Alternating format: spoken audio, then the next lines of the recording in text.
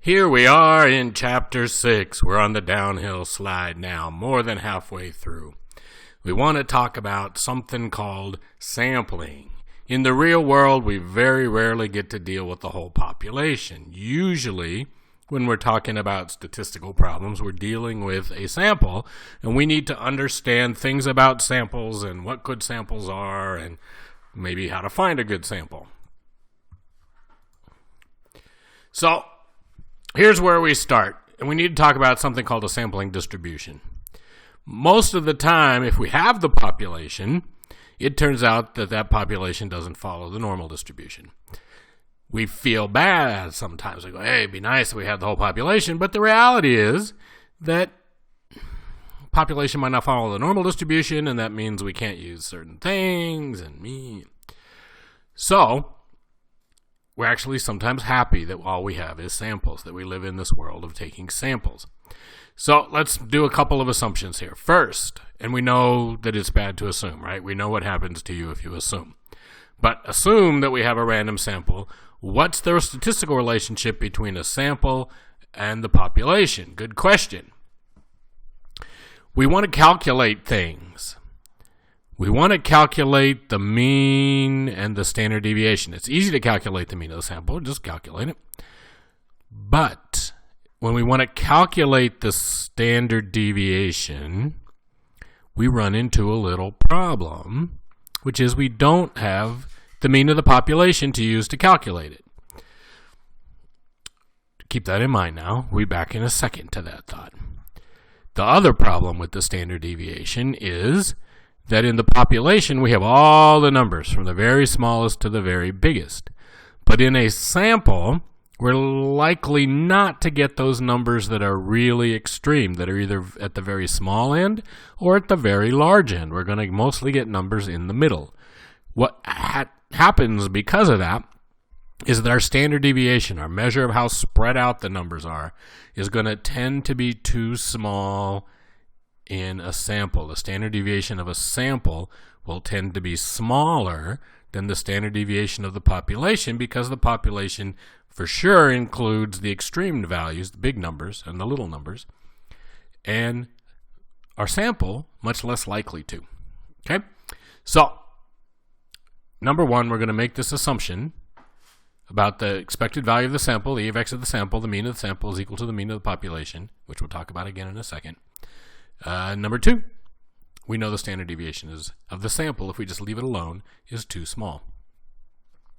So, suppose we put we know there's four numbers in a hat. There's a hat sitting on the desk, 4 numbers in it. We pull out the first number, it's a 1. We pull out the second number, it's a 2. We pull out a third number, it's the 3. What's the value of the fourth number? Well, we don't know. We don't have any information. We could think it's a 0 or a 4, but maybe not. What is it? And then a voice says, if you build it, the mean is 5. Now, we know what the answer is. If you have 4 numbers and they average 5, they have to add up to 20.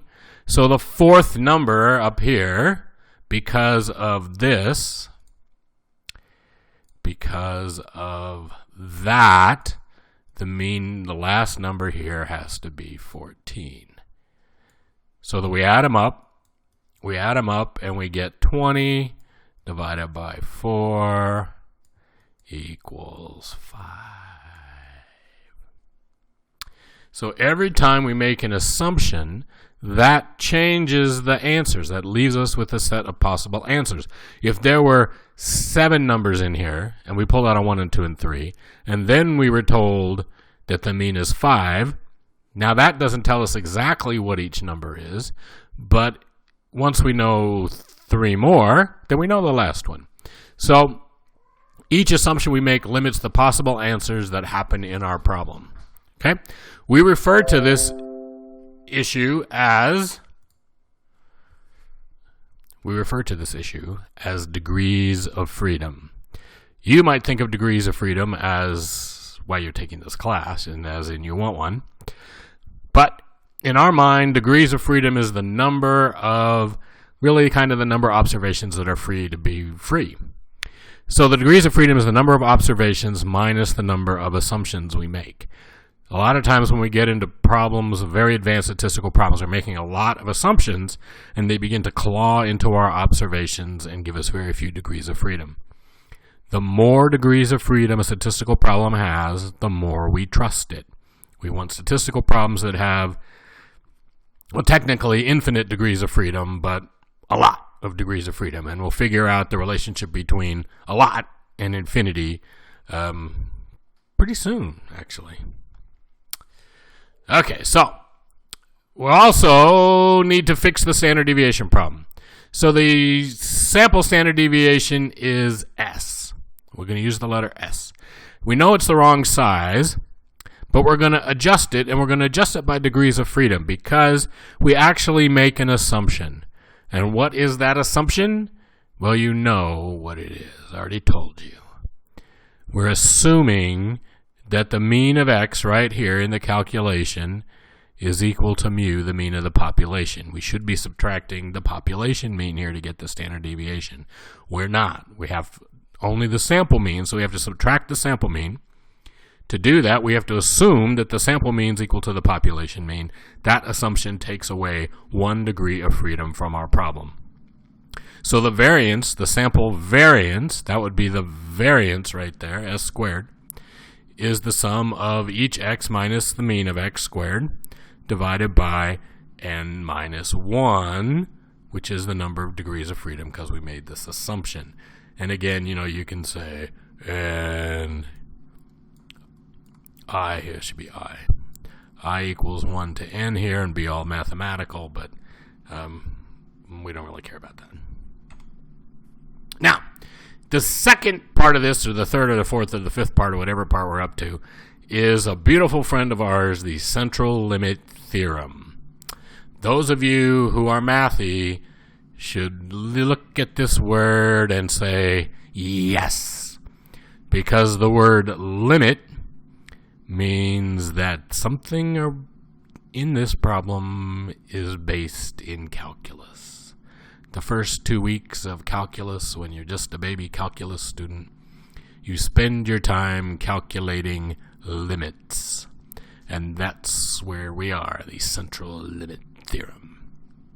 So we already talked about the fact that the world is not normal. That if we look at the data for anything in the world, you know, the height of people, the age of people, what colors people like, none of it follows that beautiful bell-shaped normal distribution, which means all the stuff we just learned in the last chapter is useless because it doesn't follow the normal distribution. However, we can get around this problem. And the reason is that we can draw a graph of the means of samples. Now let's think this through. I'm going to take a bunch of samples. I have 28,000 UNLV students, and I want to figure out what the average GPA is without sampling all 28,000 students. So I sample 100 of them.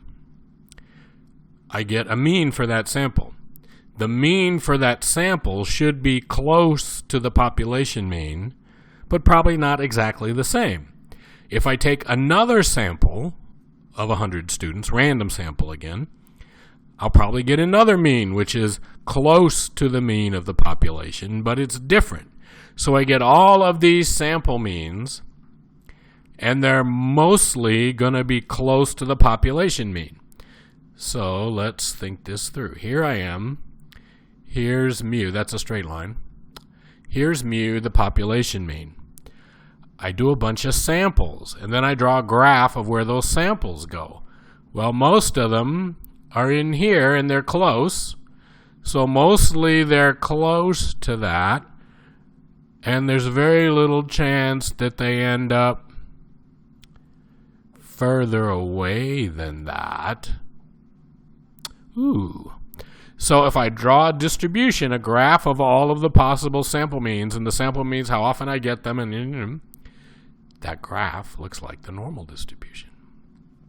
So even though the world doesn't follow the normal distribution, and even though a lot of the time our data don't follow the normal distribution, and we don't know what to do about that, we do actually know that if we talk about the means of samples, then we get a normal distribution.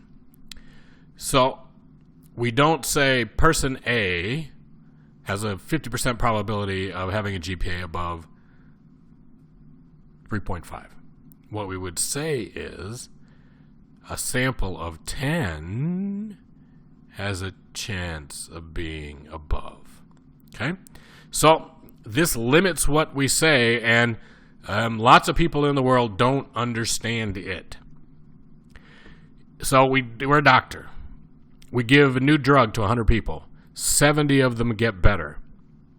That does not mean that the next person who walks in the door and who we give that medicine to has a 70% chance of getting better if we have them that medicine. What it means is that in a sample of 70 people, sample of 100 people, 70 got better. We have to talk about the group, not the individual.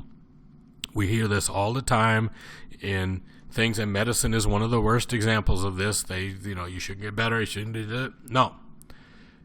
It's always about 20 people like you, this many get better. 100 people like you, this percentage will get better. 100,000 people in the city, this will happen to 3 of them.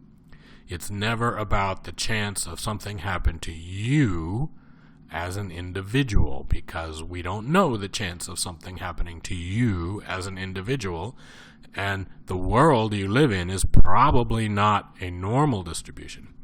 So let me give you another example of that. Let's suppose we look at grades in a statistics class, and we draw a graph of student grades in a statistics class. It will tend to look like this. It will tend to be what we call bimodal. So either students do really well or really poorly, and not that many students are sitting in the middle. Okay? So this is the way the world looks. This is the way the individual data will look. But if I sample these students, I take samples of 10 students at a time, and I average those students 10 at a time, random sample, put them back in, sampling with replacement, do a whole bunch of samples, 10 students at a time, and draw a graph of the means of the samples, I will get this. This turns into that by taking samples. So again, the student says, what grade am I going to get in class? Well, I can't really predict because you're either going to be there or there. But they say, hey, me and 9 of my friends are going to take your class. What are we going to average? Oh, I can tell them what they're going to average in class. They're going to average that. Okay? So we can, because of this central limit theorem, we can deal with data that are not normal, don't follow the normal distribution, as long as we talk about them in groups, in samples, in randomly selected samples. All right? It's very important. We're not going to really talk about this much anymore, but it's really important. All right. One more little thing that goes with this. Because we're talking about sample means, we need to figure out on average how far a sample mean would be from the population mean. And the answer is something called the standard error. So again, we have S, which is the standard deviation of the sample. The standard error is S divided by the square root of N, N being the sample size. So we look at this and we go, okay, if on average points are 10 away from the mean, how far samples will be away from the mean depends on N. So if I take sample of 100, if the points on average are 10 away from the mean, and I take a sample of 100, on average those sample means will be 1 away from the mean, 10 divided by the square root of 100. If on average we're 10 away, the points are, the observations, and I take a sample of 36, now on average will be 1 2/3 away from the mean. The sample means will be 1 2/3. The individual point means are 10 away, but the sample means are closer. They're 1 2/3 away, and that depends on the size of N. So the larger N is, the smaller is the standard error. In other words, the larger our sample is, the smaller the chance is that we have an error. We need big samples to create little errors. this is the size of our error. As n gets bigger, the standard error gets smaller. We want big samples.